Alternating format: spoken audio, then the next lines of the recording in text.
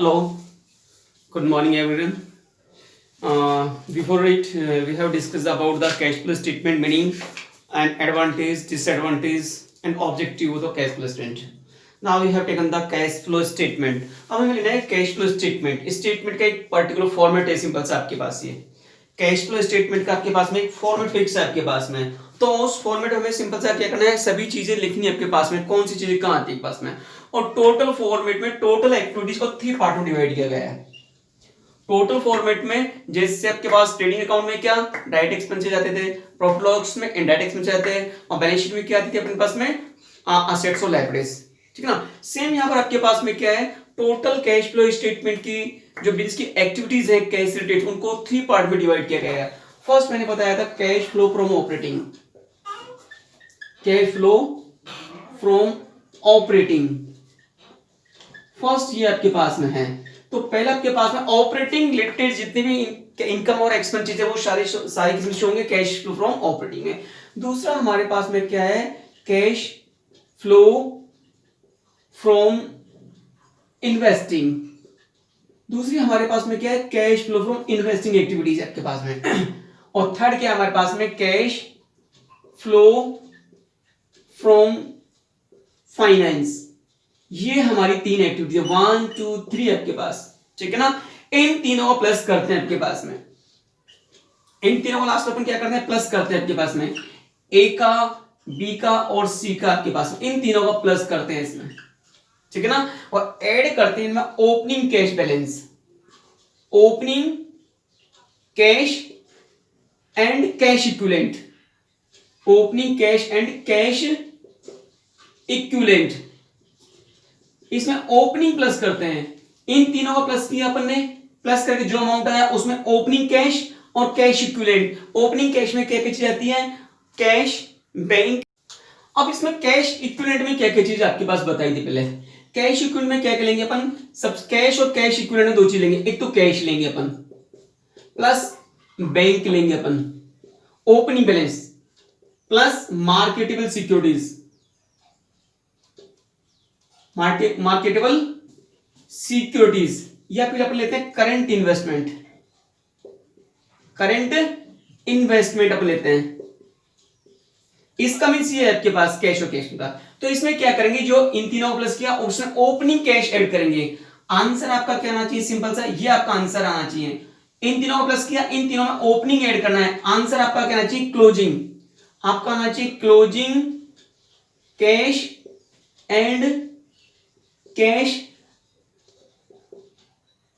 Equivalent. ये आपका इसका मींस है बैलेंस शीट में जो ओपनिंग कैश दे रखा होगा, बैंक दे रखा होगा, मार्केट सिक्योरिटी, उनको तो ऐड कर दोगे आपके पास. उसका मैच किससे करना चाहिए, बैलेंस शीट में जो तो कैश दे रखा है और कैश इक्विवेलेंट. इसका मींस यहां पर क्लोजिंग 31 मार्च का क्लोजिंग कैश, बैंक और marketable securities. Closing cash plus bank plus marketable securities और प्लस करंट इन्वेस्टमेंट. तो फॉर्मेट क्या है, बहुत पहले अपन लेते हैं ऑपरेटिंग में कौन कौन सी अपन को कैश इनफ्लो हुआ, इन्वेस्टिंग से कौन कौन सा कैश इनफ्लो या आउटफ्लो आपके पास में, फाइनेंसिंग से कितना कैश इनफ्लो आउटफ्लो, ये टोटल कैश आपके पास में. इतना कैश अपन तीनों को प्लस करोगे. इसमें करोगे ओपनिंग, इतना तो कैश हमारे पास में आया, ओपनिंग को ऐड कर दें आपके पास में. किसको ऐड कर देंगे, ओपनिंग को ऐड कर देंगे. तो आंसर हमारा क्या आना चाहिए, क्लोजिंग आपका आना चाहिए. क्लोजिंग कैश बैंक और ये आपके पास में. इस तरह से टोटल एक्टिविटी को 3 पार्ट में डिवाइड किया गया है. अब हम तीनों एक्टिविटीज को क्या करेंगे, अलग अलग से लेते हैं कि कौन सी एक्टिविटीज में कौन कौन से आइटम हमारे पास में आते हैं. सिंपल देखो, इसमें आपको कैश फ्लो फ्रॉम स्टेटमेंट का आपके पास में फॉर्मेट दे रखा है आपके पास में. तो सबसे पहले दे रखा है cash flow from operating main heading में फर्स्ट नंबर, और नीचे जाओगे आपके पास में सेकंड नंबर आपको दे रखा है सिंपल सा कैश फ्लो फ्रॉम इन्वेस्टिंग, दूसरी एक्टिविटी ये आपके लास्ट में. और तीसरी एक्टिविटी दे रखी है कैश फ्लो फ्रॉम फाइनेंस. ये आपके पास मैंने कैश फ्लो फ्रॉम ऑपरेटिंग लिखी है, कैश फ्लो इन्वेस्टिंग लिखी है, कैश फ्लो फ्रॉम फाइनेंस लिखी है क्लास में. और लास्ट में करें इन तीनों का प्लस और ऐड करते हैं opening cash, bank and cash equivalent, है ना. और आंसर क्या आना चाहिए क्लोजिंग। सबसे बड़ा फायदा क्या है कैश फ्लो स्टेटमेंट का, आंसर इसमें ही गिवन होता है। बैलेंस शीट का ओपनिंग जो कैश और बैंक ऐड करते हैं तो आंसर क्या आना चाहिए क्लोजिंग आना चाहिए, वो ऑलरेडी गिवन होता है आपके पास में। तो सबसे पहले मैं आपके पास में क्या ले रहा हूं सिर्फ पास में, देखो सबसे पहले मैं कौन सी एक्टिविटी ले रहा हूं आपके पास में, ये ऑपरेटिंग है। इसमें बिजनेस के ऑपरेटिंग से रिलेटेड जो भी कैश इंक्रीज और डिक्रीज हुआ है वो अपन को शो करना है आपके पास में। तो सबसे पहले हम इसको लेंगे बाद में अपन, ठीक है ना। पहले अपन लेते हैं आपके पास इन्वेस्टिंग। इन्वेस्टिंग में क्या क्या चीज आती है आपके, इन्वेस्टिंग में फिक्स असेट से रिलेटेड और जो अपनी नॉन करंट असेट्स है हमारे पास में उससे रिलेटेड जो कि भी इनफ्लो और आउटफ्लो होता है वो लिखते हैं। तो सिंपल सा क्या क्या चीज आ सकती है, देखो बिल्डिंग को परचेज करोगे तो क्या हुआ कैश, कैश से मतलब है बिल्डिंग परचेज करोगे कैश क्या होगा आउटफ्लो होगा हमारे पास में। इन्वेस्टमेंट सेल किया तो कैश क्या होगा, सॉरी बिल्डिंग परचेज की तो हमारा क्या होगा कैश का आउटफ्लो होगा आपके पास, कैश जाएगा। इन्वेस्टमेंट परचेज हुआ तो क्या होगा आपके पास में, परचेज करने कैश जाएगा तो आउटफ्लो होगा हमारे पास में, ठीक है ना। फर्नीचर परचेज किया तो कैश जाएगा तो आउटफ्लो होगा हमारे पास है। इसका उल्टा रिवर्स, जैसे अपने फर्नीचर सेल किया तो कैश आएगा वो कहलाएगा इनफ्लो। बिल्डिंग सेल की तो कैश इनफ्लो होगा। इन्वेस्टमेंट सेल की तो कैश क्या होगा इनफ्लो होगा। जो कैश आएगा वो तो अपन ऐड करेंगे और जो कैश हमारे पास से जाएगा उसको क्या करेंगे लेस करेंगे आपके पास में। तो सबसे पहले लेते हैं इसमें ऐड वाले आइटम को। देखो ऐड कौन कौन सी चीजें होती है पास, फिक्स है हमारे पास में। ऐड होता है sale of fix assets and investment. Add हमारे पास सिंपल सा क्या होता है, ऐड करते हैं sale of fix assets and investment. इनसे क्या होगा कैश इंक्रीज होगा तो ऐड करेंगे add sale of fix assets, ठीक है ना। तो कॉलम कौन सा है, पहले पर्टिकुलर कॉलम है फिर डिटेल का कॉलम है फिर टोटल का। तो सबसे पहले अपन क्या करेंगे यहां पर लिख देंगे इनका अमाउंट आपके पास, बाद में बाहर लिखेंगे, ठीक है। तो सेल ऑफ फिक्स असेट्स क्या होगा ऐड होगा कि कैश इनकमिंग होगा हमारे पास में। Sale of investment, sale of investment, sale of investment current assets को छोड़ के, करंट एसेट्स को छोड़ के ये भी ऐड होगा हमारे पास में। तो कैसे मालूम पड़ेगा पास में, हमें 2 ईयर की बैलेंस शीट देगा 2018 और 2019 2 ईयर की बैलेंस शीट देगा। अब हमें दे दे यहां पर लैंड, लैंड दे दे पहले 5 लाख की, फिर दे दे कितने की 6 लाख की। इसका मींस बिल्ड लैंड कितने से बढ़ गई 1 लाख से बढ़ गई। लैंड 1 लाख से बढ़ी तो हमने परचेज की है, परचेज करने पर कैश गया है तो आउटफ्लो होगा वो कैश माइनस होगा। दूसरा हमें दे दिया फर्नीचर, पहले दे दिया 1 लाख का फिर दे दिया 80,000 का। अब फर्नीचर कम होने पर 2 कंडीशन हो सकती है, या तो डेप्रिसिएशन या सेल हो सकती है। तो डेप्रिसिएशन देगा तो नीचे देगा पास में। अब ये फर्नीचर हमारा कम हुआ कितने से 20,000 से कम हुआ, इसका मींस फर्नीचर ने क्या करें सेल किया है, सेल करने पर हमारे कैश आएगा तो क्या करेंगे ऐड करेंगे। ऐसे इन्वेस्टमेंट, इन्वेस्टमेंट पहले 2 लाख का था आपके पास में, अब रह गया 1 लाख का। तो 1 लाख का कम होगा, कम क्या हुआ होगा अपन ने सेल किया होगा पास में, कैश आया होगा आपके पास में। तो सेल ऑफ फिक्स असेट्स हमारी ऐड होगी, कैश इनकमिंग है। सेल ऑफ इन्वेस्टमेंट हमारे पास में क्या होगी ऐड होगी पास में। अब सिंपल सा आपके पास इससे रिलेटेड जो इनकम होगी वो भी ऐड होगी। जैसे क्या है रेंट रिसीव्ड, रेंट रिसीव्ड हमने कोई फिक्स असेट्स है उससे कोई इनकम मिल रही है तो ये हमारा rent received. Interest received, interest received हमने कोई इन्वेस्टमेंट किया उससे कोई इन्वेस्ट करी है तो इसमें ऐड हो जाएगी, बढ़ जाएंगे हमारे पास में। दूसरा क्या आपके पास में डिविडेंड रिसीव्ड, डिविडेंड रिसीव्ड यदि हमने किसी कंपनी के शेयर परचेज किए उससे जो इनकम होगी वो हमारी क्या हो जाएगी सिंपल सा क्या हो जाएगी ऐड हो जाएगी पास में। तो चीजें क्या क्या आपके पास में सेल ऑफ फिक्स असेट्स है, सेल ऑफ इन्वेस्टमेंट आपके पास में, ठीक है ना, और सेल ऑफ इनटेंजिबल असेट्स आपके पास में, पेटेंट आपके पास हो सकता है आपके पास में। तो सेल ऑफ ये लिखो intangible assets, sale of intangible assets. जैसे पेटेंट सेल किए, पेटेंट पहले 2 लाख का है फिर 1 लाख का रहेगा तो 1 लाख का सेल किया वो यहां आपके पास में आएगा पास में, ठीक है ना। तो ये तो हमारी इन्वेस्टमेंट जहां जहां इन्वेस्टमेंट करा उससे इनकम है तो कैश आया तो ऐड। अब लेस क्या क्या चीजें करेंगे देखो आप, इसका रिवर्स हमारे पास में लेस जाता है, पहले इनको लिया है ना, अब इसमें लेस क्या क्या चीजें करेंगे सिंपल सा केस में। लेस करने के लिए उल्टा हो जाएगा purchase of fix assets, purchase of fixed assets. कोई भी असेट्स हमने परचेज की, परचेज का कैसे मान पड़ेगा पहले साल लास्ट ईयर कितने की थी 5 लाख की, 6 लाख की तो 1 लाख बढ़ गया तो हमने परचेज की तो कैश गया हमारे पास तो ये क्या होगा माइनस होगा आपके पास में। इसको ब्रैकेट में शो करते हैं माइनस वाला आइटम को, ठीक है ना। आगे देखो आपके पास में लेस ही होगा आपके पास में फर्स्ट। दूसरा क्या है, purchase of investment, purchase of investment, ये भी क्या होगा, लेस होगा सिंपल हमारे पास में, क्यों कैश जाएगा आउटफ्लो पास में। नेक्स्ट आपके पास में purchase of goodwill, purchase of goodwill, goodwill हमने परचेज की सिंपल सा हमारे पास में, ठीक है ना, तो ये भी हमारे पास में क्या होगा, सिंपल सा लेस होगा आपके पास में, ठीक है ना। तो purchase of fix assets, purchase of investment, purchase of goodwill आपके पास में, ठीक है ना, ये सभी चीजें हमारे पास में क्या होंगी, लेस होंगी। इससे जो निकलेगा अमाउंट, जो प्लस माइनस करके अमाउंट लिखेगा, उसको अपन यहां लिखेंगे। ये डिटेल का कॉलम है और ये टोटल का कॉलम है। इसका मींस ये ही फॉर्मेट, फर्स्ट एक्टिविटी हो गई, सेकंड ये है, थर्ड इसका, ये कंटिन्यू चलती हैं। पहले इसका टोटल आएगा, ऊपर वाले का ए, फिर बी का, फिर नीचे सी का आपके पास में। तो ये तो हमारे पास में क्या हुई आपके पास में, सिंपल सा सेकंड एक्टिविटी आपके पास में होगी। इसका टोटल कहां लिखेंगे अपन, बाहर लिखेंगे पास में। नेक्स्ट हमारे पास में क्या आती है पास में, थर्ड नंबर हमारे पास में आती है, मैंने फर्स्ट अभी छोड़ दिया ना, फर्स्ट बड़ी है, सबसे बड़ी। फर्स्ट आपकी सही होगी तो यहां कोई दिक्कत नहीं थी, जी है बिल्कुल। अब आती है आपके पास थर्ड नंबर हमारे पास में आती है, cash flow from finance, cash flow from finance.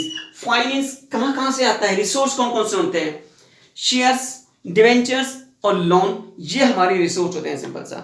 Share issue किया तो कैश आएगा, शेयर्स का रिडेम्पशन किया तो कैश जाएगा, डिवेंचर इशू किया तो कैश आएगा, कैश आना ऐड, और डिवेंचर रिडेम्पशन किया, पेमेंट किया तो क्या जाएगा, पैसा जाएगा। लोन लिया तो क्या हो जाएगा, कैश इंक्रीज हो जाएगा, प्लस कर देंगे, और लोन का पेमेंट किया तो क्या हो जाएगा, लेस हो जाएगा। अब इसमें कौन कौन सी है, इसमें आते हैं फाइनेंस, जहां से हमारे पास में आते हैं फाइनेंस के सोर्स। तो पहले ऐड करते हैं, कैश आएगा तो ऐड और जाएगा तो लेस। नंबर 1 अपन लेते हैं ऐड करके, कैसे ऐड है इशूड शेयर्स। अब शेयर्स का इशू करना कैसे मालूम पड़ेगा आपके पास, सिंपल सा देखो, हमें सिंपल से 2 साल की बैलेंस शीट देगा इसमें। पहले तो क्लियर 2018 मार्च 31, 2019 मार्च 31, 2 ईयर की बैलेंस शीट देगा आपके पास में, ठीक है ना। तो जैसे शेयर और फंड में क्या थी, शेयर कैपिटल, तो शेयर कैपिटल पहले दे दे 5 लाख की, फिर दे दे 6 लाख की। इसका मींस 1 लाख के शेयर और इशू करने तो कैश आएगा। अगर ये हमारे पास आ जाए कितना, 4 लाख, तो इसका मींस क्या है, 1 लाख के शेयर्स का पेमेंट कर दिया, वो कहलाएगा रिडेम्पशन, प्रेफरेंस शेयर का रिडेम्पशन होता है, तो लेस हो जाएगा पास में। तो ऐड करते हैं issue of shares and debentures, and debentures. Share issue हो या डिबेंचर इशू हो, कैश इंक्रीज होगा, कैश आएगा हमारे पास में, तो अपन क्या करेंगे, सिंपल सा ऐड करेंगे, सिंपल सा उसको हम क्या करेंगे, ऐड करेंगे बस में। तो यहां पर ऐड में लिख देंगे इसको, ये आपके पास है, ठीक है ना। दूसरी हमारे पास में लोन लिया अपन ने, ठीक है ना, long term borrowing, loan taken, या फिर लिख दो लॉन्ग टर्म बोरोइंग, या फिर लोन टेकन, लोन टेकन, हमने लोन लिया, सिंपल सा। लोन लेने पर क्या फर्क पड़ेगा, कैश से मतलब हमें लायबिलिटी बढ़ती है, कोई मतलब कैश आए गए आपके पास में। लोन लेने पर सिंपल से हमारे पास में क्या होगा, कैश इंक्रीज होगा। Bank overdraft, bank overdraft increase होने पर, इसका मीन सिंपल सा बैंक ओवरड्राफ्ट पहले 5 लाख का था, 6 लाख का हो गया, इसका मीन 1 लाख का पैसा और निकाल लिया सिंपल हमारे पास में, ठीक है ना। अब ये चीज तो हमारे पास 3 चीजें मैं इसलिए आपके पास में, issue shares and debentures, long term borrowing, ठीक है ना, लोन लिया अपन ने, और बैंक ओवरड्राफ्ट, ये तो मोस्टली ऐड होती है हमारे पास में। अब लेस वाले आइटम क्या कहते हैं, कैश जाता है हमारे पास में, देखो अपने पास, ठीक है ना।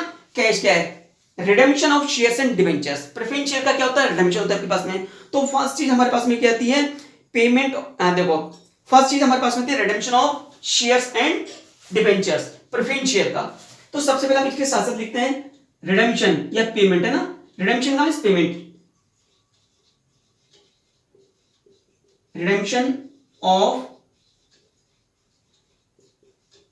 डिबेंचर्स। ये सिंबल्स आपके पास में क्या होगा, ओके, ये तो प्लस होंगे सारे बेटा, माइनस ब्रैकेट में नहीं करना इनको, ओके, है ना, ये सारे प्लस होंगे, प्लस ये लेस होंगे, लेस वाले को किसमें शो होता है, ब्रैकेट में आपके पास में, redemption of debentures and preference shares, ठीक है ना, ये आपके पास आती है। लोन पेड किया तो लेस हो जाएगा, तो यहां हो जाएगा payment of loan, payment of loan, ये भी क्या हो जाएगा, माइनस हो आपके पास हो जाएगा। बैंक ओवरड्राफ्ट ये डिक्रीज हो जाएगा, इसमें पेमेंट किया, बैंक ओवर ड्राफ्ट क्या हो जाएगा, डिक्रीज होता है, इसका हमने क्या करते हैं, पेमेंट कर दिया, ये भी क्या हो जाएगा, माइनस आपके पास में। तो मैंने क्या किया, रिडेम्पशन ऑफ प्रेफरेंस शेयर आपके पास में है ना, ये चीज आपके पास में, आपके पास में आगे चीजें आपके पास कौन कौन सी, अब देखो आपके पास में, अगर हमारे पास में हमने क्या क्या है, शेयर्स और डिबेंचर्स को डिविडेंड दिया है, क्या दिया है, डिविडेंड दिया, तो क्या हो जाएगा, लेस हो जाएगा, क्योंकि इसी से रिलेटेड आपके पास में। तो लेस में अपन और क्या क्या, इसी में मैं आगे कंटिन्यू कर रहा हूं उसको, ठीक है, लेस, लेस में अपन क्या क्या चीज लिखेंगे, इसी में आपके पास में, इसी को मैं कंटिन्यू कर रहा हूं ना, तो लेस में क्या लिखते हैं, डिविडेंड पेड, डिविडेंड पेड, क्योंकि इसी का पार्ट है, ये यहां पर लेस कर देंगे। इंटरिम डिविडेंड, इंटरिम डिविडेंड क्या करती है, कई बार कंपनी मिड टाइम पर डिबेंचर को क्या करती है, मिड टाइम पर डिविडेंड डिक्लेयर कर देती है, ठीक है ना, तो वो कहते हैं इंटरिम डिविडेंड, ठीक है ना, इंटरिम डिविडेंड, इंटरिम डिविडेंड, ठीक है ना, तो ये भी इसी पे दिया जाएगा, तो ये भी हमारे पास में क्या होगा, लेस होगा हमारे पास में। दूसरा क्या, इंटरेस्ट, यदि हमने डिबेंचर पर इंटरेस्ट दिया, किस पे इंटरेस्ट दिया, डिबेंचर पे इंटरेस्ट दिया, लोन पे इंटरेस्ट दिया, वो भी क्या होगा, भी लेस होगा, कैश जाएगा, तो इंटरेस्ट ऑन डिबेंचर्स लेस होगा, कैश जाएगा आपके पास में। Interest on long term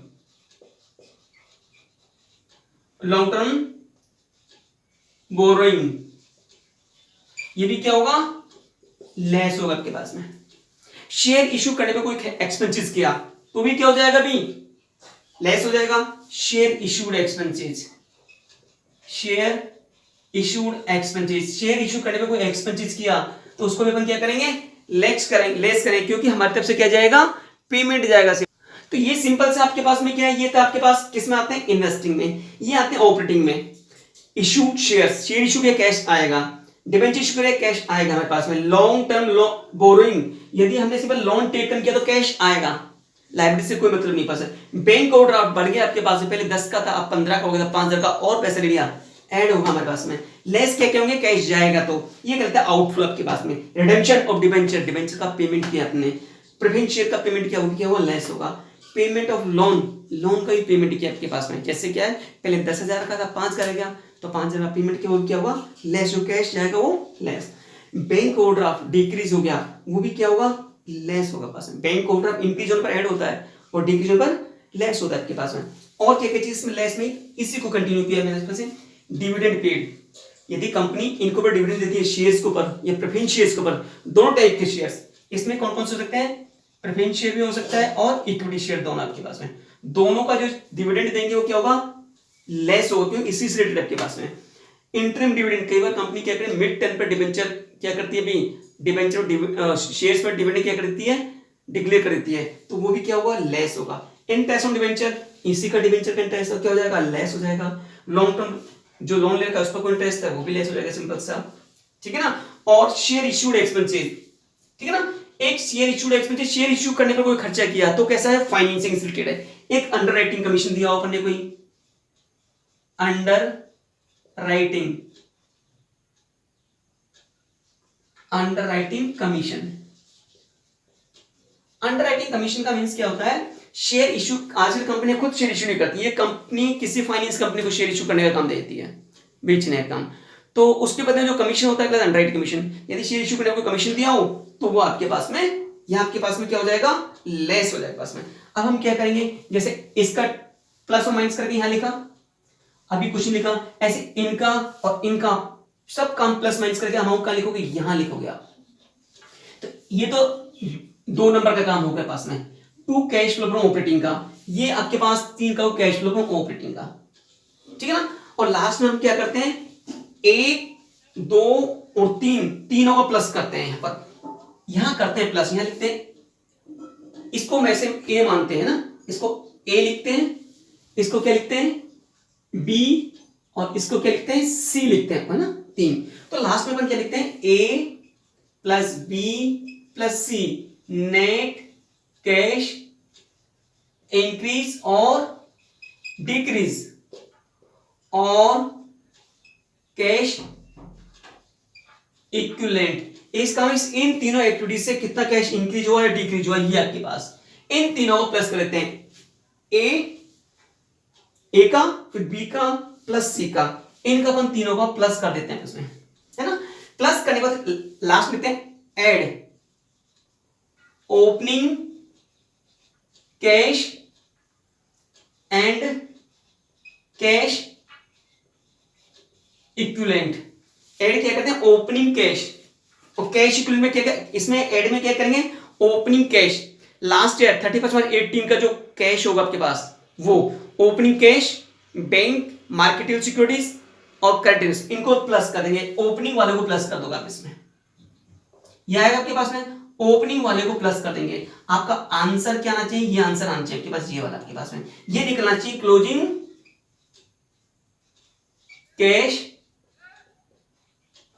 bank and closing cash and cash equivalent. क्या निकलना चाहिए closing cash and cash equivalent. इसका में अपन क्या करेंगे ए को प्लस करेंगे, ये बी का है, ये सी का है, मैं बताता हूं आपको, ए बी और सी तीनों का प्लस करोगे आप, मैं लिखा ए प्लस बी प्लस सी, ये प्लस करोगे। ऐड ओपनिंग कैश और कैश इक्विवेलेंट, ओपनिंग वाला, ओपनिंग का मींस लास्ट ईयर का क्लोजिंग वाला ऐड करोगे, आंसर इस साल का क्लोजिंग आना चाहिए, closing cash and cash equivalent, ये आपके पास आंसर आना चाहिए, ये आपको बैलेंस शीट मिलेगा। ये आपका कौन सा होगा 31 मार्च 2018 का, और ये होगा 31 मार्च 2019 का। ये तो क्लोजिंग बैलेंस शीट है, लास्ट ईयर क्लोजिंग उसका ओपनिंग कहलाएगा, इस साल का एंड का आपके पास में। इस तरह से दो एक्टिविटीज आपके पास में इस तरह से आपके पास हो जाती है आपके पास में, समझ आई कि नहीं। तो मैंने बी और सी को पहले लिया आपके पास, अब हम लेते हैं सिंपल सा, किसको लेते हैं ए को लेते हैं, इसमें ए मेन है इसमें आपके पास में। अब सबसे बड़ा इंपॉर्टेंट आपके पास में cash flow from operating, most important activity आपके पास में। तो सबसे पहले इसमें क्या लेते हैं नेट, सबसे पहले इसमें लेते हैं नेट प्रॉफिट बिफोर टैक्स, ये हेडिंग हमारे पास में होती है नेट प्रॉफिट बिफोर टैक्स आपके पास में, ये होता है नेट प्रॉफिट बिफोर टैक्स। अब जो बैलेंस शीट में जो आपके पास प्रॉफिट गिवन होता है वो आफ्टर टैक्स होता है, तो नेट प्रॉफिट बिफोर टैक्स बनाने के लिए क्या करना है, इसके लिए अलग से वर्किंग नोट आपके पास में है ना। तो कैसे निकालें आपके पास में नेट प्रॉफिट बिफोर टैक्स, निकालने का तरीका क्या होगा पास में, इसके लिए आपको अलग से करना पड़ेगा वर्किंग नोट।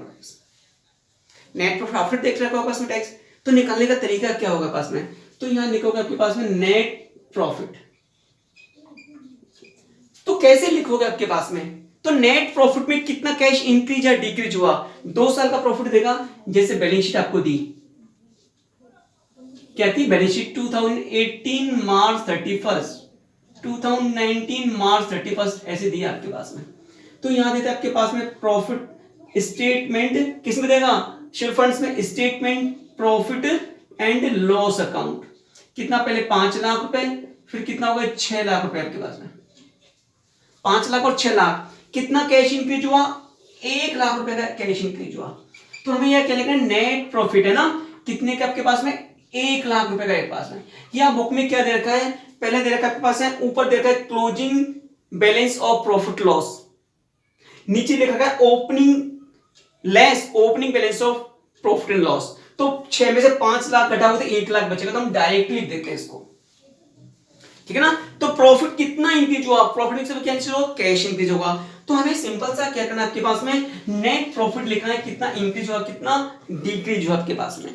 अब इसमें ऐड क्या करना है, सिंपल ऐड वाले आइटम कौन कौन से होंगे पास में, ठीक है। सबसे पहले आपके पास है प्रोविजन फॉर टैक्स, ये वो टैक्स है जो हमारे पास में गया ही नहीं, कैश हमारे पास में रखा है, इस जेब से निकल के पैसा इस जेब में हमने पास में रख लिया पास में, तो कैश पे कोई इफेक्ट पड़ा ही नहीं, जबकि प्रॉफिट में से इसको क्या कर दिया, माइनस कर दे, वापस से क्या कर दे, इसको ऐड कर दे। तो सबसे पहले लिखोगे प्रोविजन फॉर टैक्स हमारे पास में। आप सिंपल सा कहते हो प्रोविजन फॉर टैक्स, टैक्स के लिए क्या करनी है, इस साल जो टैक्स अपने पास से प्रोविजन बनाते हैं उसका पेमेंट क्या करते हैं, नेक्स्ट ईयर करते हैं। सिंपल सा जो लास्ट ईयर प्रोविजन बनाया उसका पेमेंट इस साल करते हैं पास में। तो प्रोविजन फॉर टैक्स आपको कैसे गिवन होगा, देखो आपके पास में बैलेंस शीट में गिवन होगा आपके पास में प्रोविजन फॉर टैक्स। देखो प्रोविजन फॉर टैक्स ये 2018 का है और ये 2019 का है। मार्च 31 की बैलेंस शीट है, मार्च 31 की बैलेंस शीट है। ये आपके पास 50,000 दे रखा है और ये 60,000 दे रखा है आपके पास में।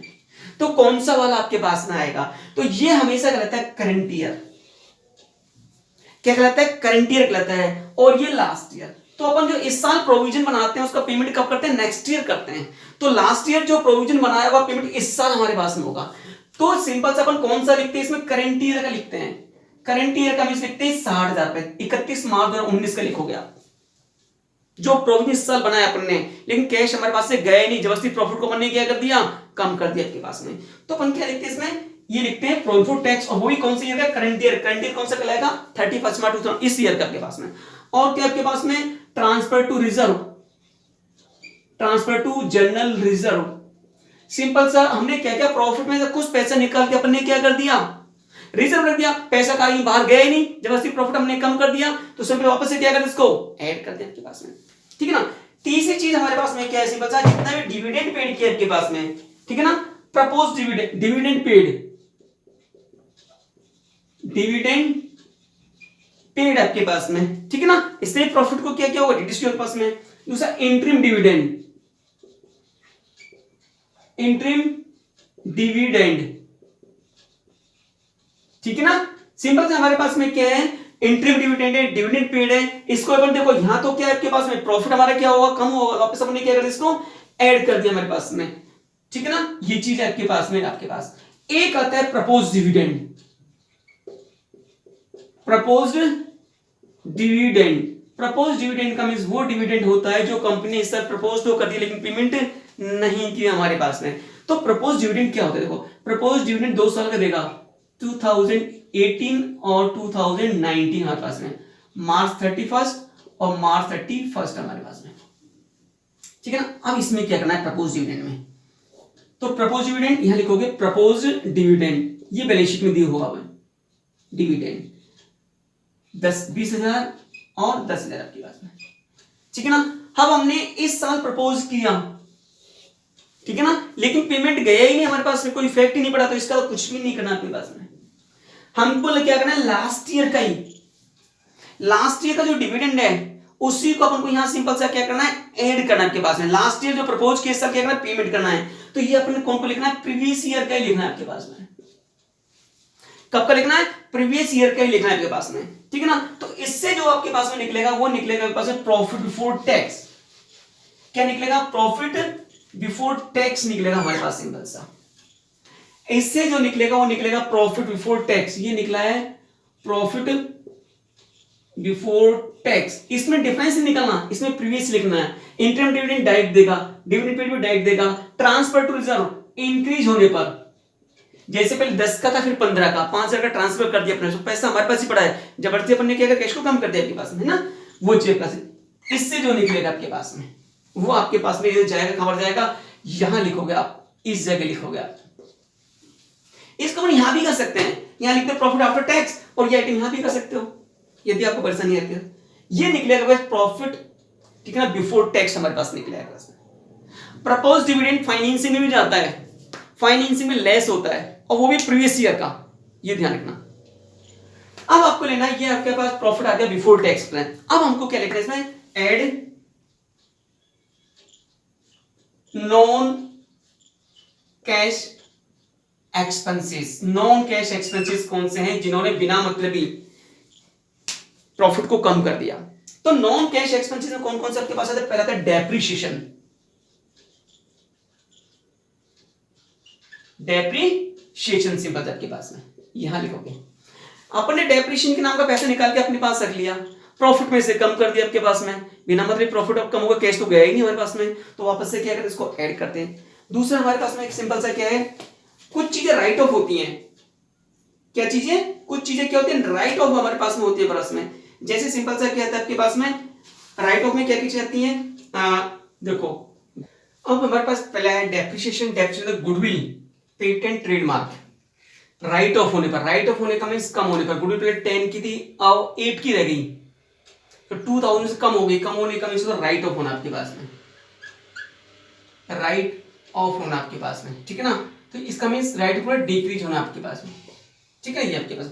और क्या क्या चीज राइट ऑफ होती है, ये शेयर इशूड एक्सपेंसेस हैं, शेयर को इशू करने के खर्चे, वहां कहां से राइट ऑफ करते हैं, प्रॉफिट एंड लॉस में से राइट ऑफ करते हैं, तो वो मतलब नॉन कैश है। तो यहां लिखोगे शेयर इशूड एक्सपेंसेस, है ना। और दूसरी चीज क्या आपके पास में, under writing commission, under writing commission, right of, return of, return of कमी से डिक्रीज होना आपके पास में, ठीक है ना। और क्या कीजिए नॉन कैश में, loss on sale of fixed assets, ठीक है ना, loss on sale of fixed assets, ये चीज आपके पास आती है आपके पास। और इंटरेस्ट नॉन ऑपरेटिंग आपके पास होता है, इंटरेस्ट ऑन डिबेंचर आपके पास, इंटर बोरिंग आपके पास में होगा, तो वो भी इसमें आएगा आपके पास में। तो इंटरेस्ट ऑन डिबेंचर्स, या लॉन्ग टर्म बोरिंग्स कर लो, एक ही बात है, लॉन्ग टर्म बोरिंग्स, है ना, interest on long term borrowing के पास में।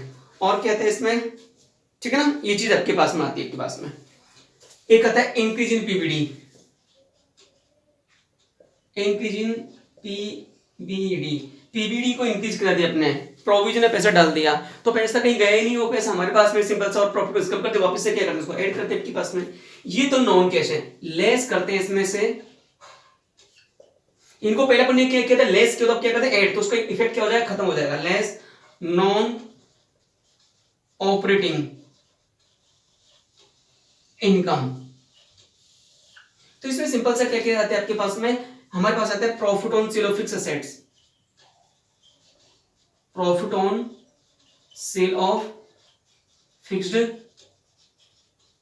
Assets, rent received, dividend received और कमीशन रिसीव्ड, ये सारे लेस होते हैं आपके पास, ये ध्यान रखना।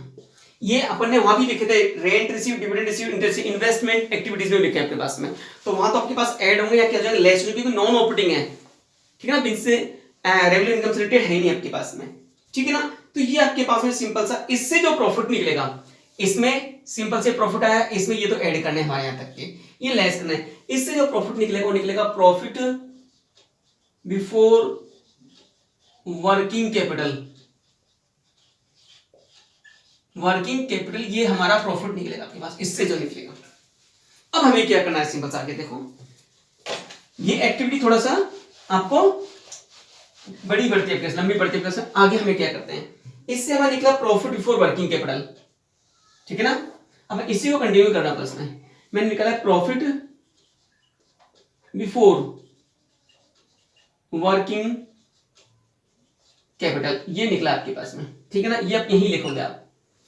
अब इसमें क्या करना है आपके पास, ये प्रॉफिट निकाला before working capital, working capital में किस किस का काम लेते थे, करंट एसेट्स और करंट लायबिलिटीज का, उसका इफेक्ट भी क्या है, किसका पार्ट होगा, ऑपरेटिंग का पार्ट होगा। जैसे कि आपके पास सिंपल सा स्टॉक हमने परचेज किया आपके पास ऑन क्रेडिट, तो करंट एसेट्स और करंट लायबिलिटीज क्या है, ड्यूरिंग द ईयर हमारे पास में है, तो इसका इफेक्ट भी किसे पड़ता है, ऑपरेटिंग पर। तो इसमें क्या करना है, बस में ऐड करते हैं increase in current liabilities and decrease in current assets. Current liabilities increase हो जाए हमारे पास में, लायबिलिटीज इंक्रीज हो जाए सिंपल सा हमारे पास में, तो सिंपल सा कैश आया होगा आपके पास में, पैसे लिए आपके पास में। डिक्रीज इन करंट एसेट, ठीक है ना, decrease in current asset, stock हमने क्या करा, कम हुआ था, क्या सेल किया होगा पास में, तो कैश आया होगा पास में। लेस, इसका उल्टा कर दिया अपने पास में, decrease in current liabilities and increase in current assets. Current liabilities हमारे पास में कम हुई हमारे पास सिंपल सा आपके पास में, तो सिंपल सा कैश गया होगा पास में। Increase in current assets, assets increase की, इसका स्टॉक खरीदा, ठीक है ना, तो हमारी क्या होगी, कैश हमारा कम होगा। तो ये निकला आपके पास में, ये तो सिंपल सा ऐड होंगे हमारे पास में, और ये सारे हमारे क्या होंगे, लेस होंगे सिंपल सा, ठीक है ना, ये हमारे पास में, ठीक है ना। तो ये सिंपल सा आपके पास में ये निकलेगा नेट कैश जनरेटेड, इससे जो निकलेगा कैश जनरेटेड आपके पास में, क्या निकलेगा, कैश जनरेटेड आपके पास में, ठीक है ना। तो यहां निकलेगा इसमें निकलेगा cash generated, net cash generated, फिर इसमें से लेस कर दोगे टैक्स पेड प्रीवियस ईयर का, 2 साल का टैक्स देगा आपके पास। करंट ईयर का टैक्स तो मैंने बताया था वहां ऐड होगा प्रिंसिपल टैक्स के नाम से, 2 साल का टैक्स देगा 31 का, 2018 का, 19 का, 18 का तो यहां लेस हो जाएगा प्रीवियस ईयर का, और करंट ईयर के ऊपर क्या हो जाएगा हमारे पास में, ऐड हो जाएगा किसमें, उस एक्टिविटी में, कौन सी वाली में, ऑपरेटिंग में हमारे पास में, वहां मैंने लिखा है आपके पास में, ठीक है ना। तो लेस आपके पास में हो जाएगा इनकम टैक्स पेड आपके पास में, ठीक है ना। इस तरह से जो निकलेगी आपके पास में वो हमारी क्या निकलते गए, इससे जो निकलेगी वो निकलेगी ए वाली एक्टिविटी प्लस कर माइनस करके, तो निकलेगी ए। यदि आपके पास ये प्लस में आता है तो cash flow from operating, cash, ठीक है ना, cash flow from operating, minus में आता है कैश आउटफ्लो फ्रॉम, ठीक है ना। यदि प्लस में आता है तो कैश फ्लो फ्रॉम ऑपरेटिंग, यदि आपके पास किस में आता है माइनस तो कैश यूज्ड, ठीक है ना। अगर प्लस में आता है ये तो कैश फ्लो फ्रॉम ऑपरेटिंग, यदि माइनस में आए तो कैश यूज्ड आएगा, कैश यूज्ड इन ऑपरेटिंग। ऐसे इन्वेस्टिंग यदि प्लस में आता है तो क्या आएगा आपके पास में, कैश फ्लो फ्रॉम इन्वेस्टिंग, यदि माइनस में आता है कैश यूज्ड इन इन्वेस्टिंग। ऐसे ऑपरेटिंग का यदि प्लस में आपके पास में आए तो कैश फ्लो फ्रॉम फाइनेंसिंग ना, फाइनेंसिंग का हो तो कैश फ्लो फ्रॉम, माइनस में कैश यूज्ड, माइनस में आने का मींस क्या, कैश यूज्ड आपके पास में आएगा। तो इस तरह से हमारे पास में ए निकल जाएगी आपके पास में, ए कैश फ्लो फ्रॉम ऑपरेटिंग,